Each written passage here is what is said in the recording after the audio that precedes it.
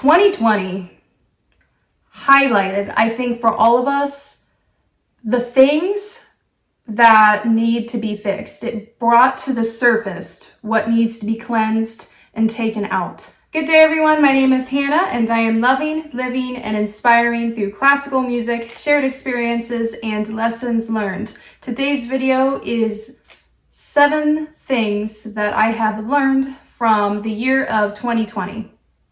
While there's been a lot of crappy things that have happened from 2020, I think that there are some things that we just cannot change. You know, we have these circumstances that are uncontrollable for all of us. And so what are some of the things that we've actually been able to change? So some of this video is talking about things that I personally have found, but this is also something that I think a lot of us have also found too. So I'm interested in hearing from you if you've noticed the same things, or if this video has given you any ideas. Let me know in the comments because I'd be happy to hear. The first and foremost lesson I've learned from 2020 is from the lockdown, it gave much needed relaxation time and a time to reset. At the time that it happened for me, I'm in Ohio in the US. It was mid-March. I want to say it was the 2nd or 3rd week of March. We were about to have our spring break, and I was just so busy with teaching, with practicing on the side. I also do private voice lessons on the side, and there was something, there was a performance that was going to happen, and I was preparing for that. And it just felt like life was just a constant, never-ending, busy schedule. It was this feeling of like there was never a moment to just relax and have time to do that. So the lockdown actually, there were about 3 weeks where I actually legitimately wasn't working because it happened around spring break. And I think a lot of people had this too, where it was just no one really knew what to do. So it was locked down where work wasn't even happening. So it just gave me that much needed time to be relaxed, to just watch TV, to just wear sweatpants, to kind of just do nothing. That wonderful feeling of doing nothing that I think that a lot of us, I think this about being based in the US, we have such a strong work culture where it's just constantly going. We're all just so busy.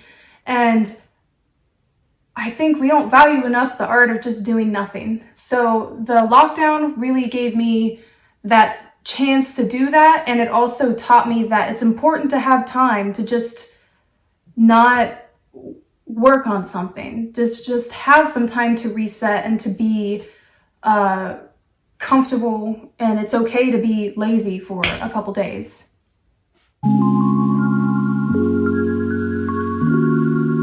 Second lesson I learned from 2020 is that so many things can be done online. Teaching can be done online. Meetings can be done online. I think most of the world realized that there are a lot of jobs that can be done from home. And I really hope that this can help us in the future, giving a lot of people more location independence. I think it would be so cool if there would be more opportunities to do things from home so that you'd be free to travel and work from wherever you want. So I think that's really cool. Also for me, personally, I learned that I can teach lessons privately, like private voice lessons, and I can also take them myself privately. This is especially great if there's someone who you really want to learn from, who isn't in the same location proximity as you. So that has actually been a real blessing in my life, to be able to have an opportunity to still work with people who I really wanted to work with, who have moved farther away. And for my own students, I'm able to work with them while they're at home as well. The third thing I learned from 2020, and this is specifically just for me as a aspiring opera singer, I am constantly trying to work on and transform my singing voice. And the time, all of the extra time that I had really gave me a chance to sit down with my own voice and have time to figure out what's working and what's not working. It gave me time to figure out where I'm feeling certain things, really observe the subtleness of all of the things. I have made a lot of improvement from, when you study singing, and this is just an aside note if you don't study singing, if you study singing, the voice is always changing. The voice is always growing. And there should be improvement each year of your life as you grow.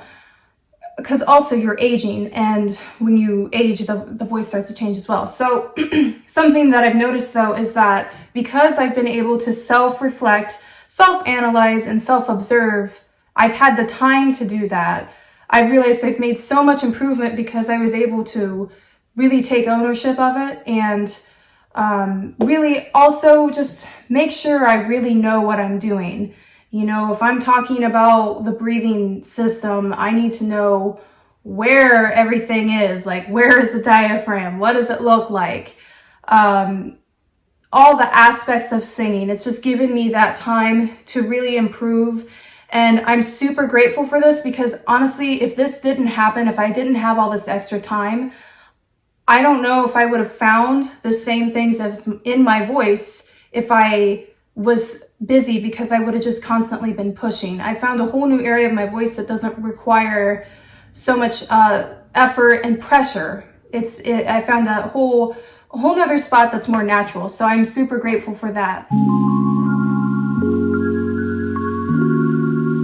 The fourth lesson I learned from 2020 is how to make YouTube videos. So because of this, back in March when the lockdown happened, I think I got the idea. It was actually right around my birthday. So towards the end of May, I think I posted my first video. It was either on my birthday or the day after. I told myself I really want to try this, not necessarily for like trying to make like a career out of YouTube, but it's just a challenge for my own self. And I've learned that I actually made a video. If you check it out, it's the one that I just did. It's things that I've learned from doing YouTube. I learned a lot of stuff from that, but just the simple act of beginning the YouTube channel is something that 2020 gave me that I'm really happy to have gotten, because it's a lot of fun. And most of the people who are subscribed to me or are viewers, I'm not sure. It's funny, the other day I was I think it was 2 days ago, a video on things that I've learned from YouTube. I saw that someone commented something on that one, and I think one of my travel videos, something so kind and sweet. Like, everyone has been really nice in comments. That was something I was afraid of with YouTube. Like, one of my biggest fears was like, oh, what if there's trolls or keyboard warriors who just want to be mean for no reason. And honestly, I don't know why I'm afraid of that, because, at that point, like, who cares? Why would you be upset about that stuff? But anyway, people have been so nice. I did not expect people to be so kind in the YouTube comments. And I saw that, I think it was Thursday or Friday night, I saw that I got like a couple new subscribers. I had like 47 or something. And for me, every single person who subscribes to me is like someone who, it's just, I really very much appreciate it, to think that there's that many people who are listening to me. And I thought, wow, wouldn't it be cool if I had 50 before 2021? And it's not that I have like these goals that I want to like push towards. I want to get more and more and more and more. It's not that. I just thought, oh, wouldn't it be cool to like round it up to 50? And I was expecting that to take a couple weeks. Well, then literally the next morning I woke up and there was 50 there. So there must have been 2 more people. Sometimes it doesn't tell me when it happens.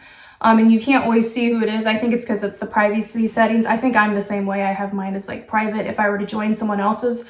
But I just thought that was really cool that I already have 50 subscribers. So to those people, thank you so much for doing that. It really warms my heart, and it really made my day seeing some of your really kind comments, and to see that you guys are subscribing to me. I appreciate that.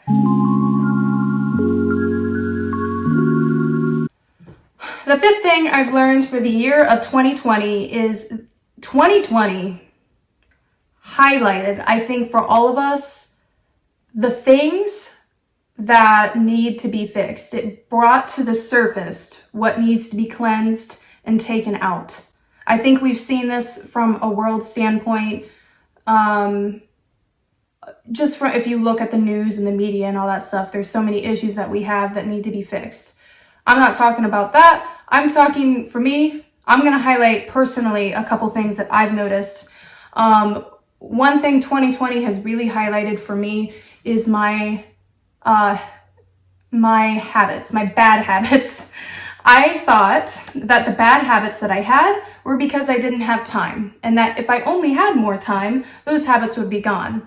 Well, 2020 taught me that when I have more time, I still keep doing the bad habits. So my problem wasn't not having time, it was the bad habit itself. Some of these bad habits are my eating, like the diet. I constantly do yo-yo dieting, where I'll do a diet for a week or a couple weeks, and then I'll just completely go off the deep end and binge eat and do all that stuff. I've learned that working out is not enough for weight loss. Over the lockdown, I started to do workouts every day, but I didn't necessarily combine dieting with it. If I lost weight, it was only like 3 pounds, like it wasn't even that much. And I actually completed, it was like a 12-week thing. I did feel physically stronger, but I've learned from my own self that you have to diet if you want to lose weight. And yeah, I've just learned a lot of lessons with that, with those habits. 2020 has also shown me that I have a habit of burning myself out. I have this thing in me where I feel guilty if I'm doing nothing or taking a day to be lazy. Like if I like taking time to watch a Netflix TV show that I like, I feel guilty doing that.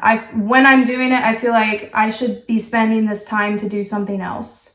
And while I think it's important to utilize all the time that you have in a smart way, I have realized from 2020 that I literally have to schedule relaxation time or I won't take it. Like I will literally spend the whole day doing stuff because I just keep thinking of things to do.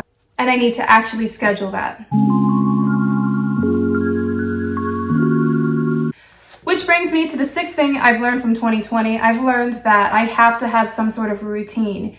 Even if I'm not working, like what we've learned from the lockdown, I cannot just do nothing all day and wear sweatpants. Like it really irks me to feel like I wasted a day.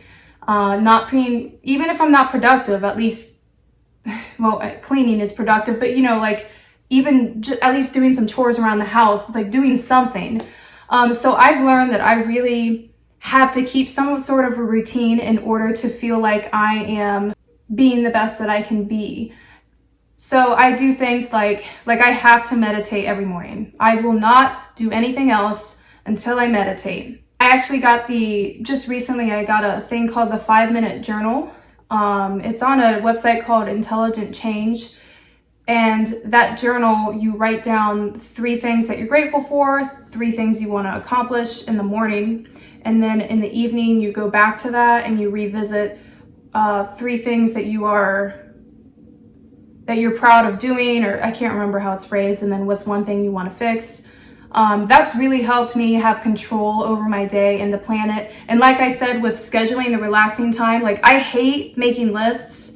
But if an example of this was from yesterday. I wanted to do a bunch of things, but I didn't want to write it down because I didn't want to feel like I was working. Yet, I want to work on the things. I know a list will help me figure out what I need to do and if it's too much, but I didn't want to write the list because it felt like I was working. So it's like, I have to do those things that feel like it's kind of work just to have control over my life, like because otherwise I just kind of let the day happen to me and I'll just keep coming up with stuff. Had I chosen to write it down, I would see that maybe, okay, I wrote down like 20 things. There's no way I can do these 20 things today. Let me just write down, you know what, today we're going to handle these 5 things.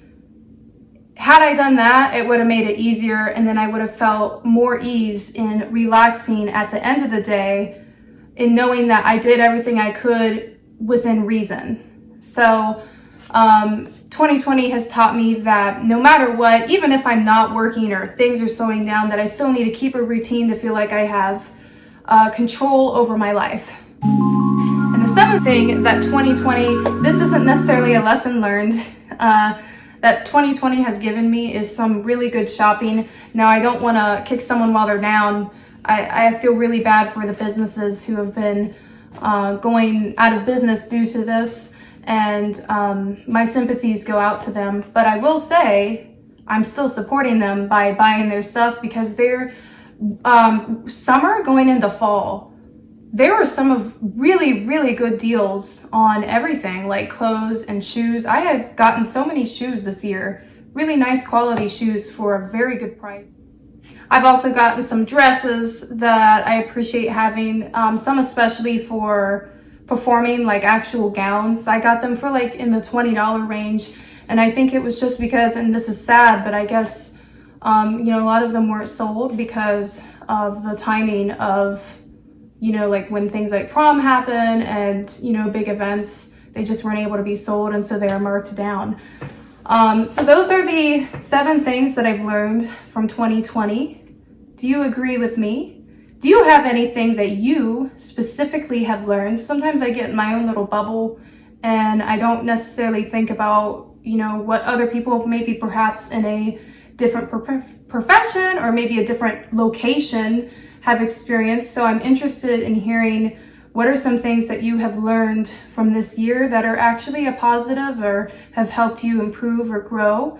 Let me know in the comment section. Again, thank you for watching this. Thank you for subscribing to this and liking the videos. It really does warm my heart. And I hope you guys all have a wonderful day. Bye.